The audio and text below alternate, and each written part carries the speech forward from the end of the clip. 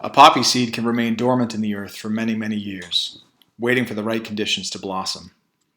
The muddied, shell-shocked battlegrounds of World War I France and Belgium created just these conditions. In the darkness of trench warfare, within the bleak, featureless landscape of the fields of the Western Front, through the freshly dug graves of their peers, soldiers watched these delicate crimson flowers push through scorched earth, churned through the bombardment of constant shelling. Lieutenant Colonel McCrae was a 41-year-old medical doctor born near Toronto.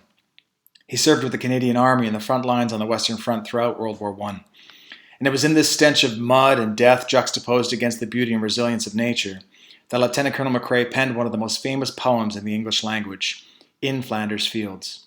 And it was in Flanders Fields that the poppy simultaneously became both a symbol of death and a symbol of renewal. After writing the poem, Lieutenant Colonel McCrae threw it out.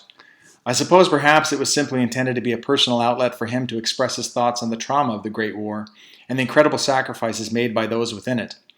But his soldiers liked it so much, they encouraged him to publish it. And the poem was published, and it inspired two women, an American academic, Moina Michael, and Anne Guérin of France, to use the poppy as a symbol of remembrance. Due to their efforts, the first poppy appeal in Britain in 1921 raised today's equivalent of $40 million to support the health and welfare of veterans and their families.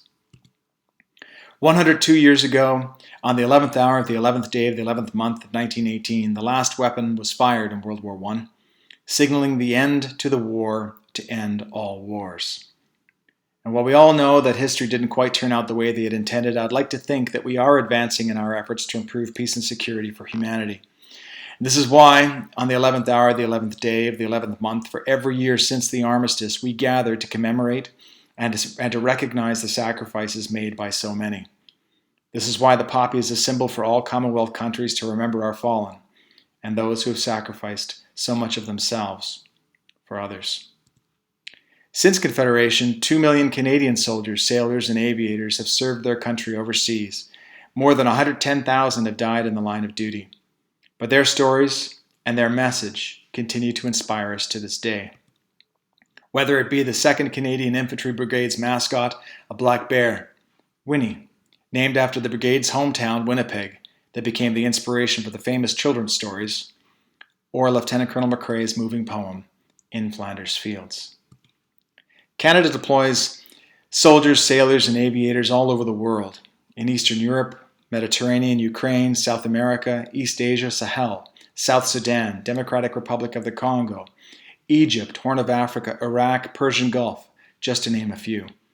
Like our 13-year mission in Afghanistan, these are not only combat missions, they are focused on nation building, where Canadians assist with reconstruction, humanitarian aid, disaster relief, counter-narcotics, counter-piracy, training, education, and diplomacy.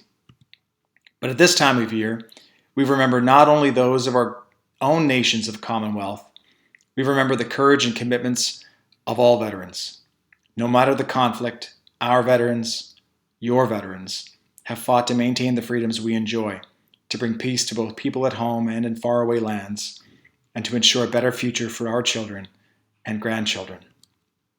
John McCrae's famous war poem was published in December 1915, painting so eloquently in the mind's eye the sea of red fields on the Western Front, the pain, the hardship, the determination, and the sacrifices made by those in war.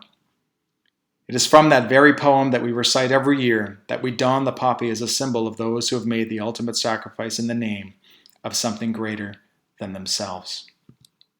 He died of pneumonia before the Great War ended, and thus he wasn't witness to the countless hearts his thoughts and words have touched and consoled over the past century.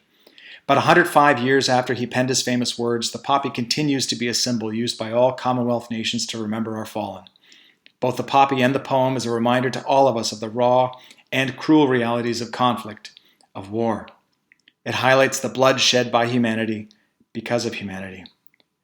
But it's also a reminder to all of the sacrifices of our predecessors that they endured so that we may never squander the fruits of their labor. They shall not grow old, as we that are left grow old. Age shall not weary them, nor the years condemn.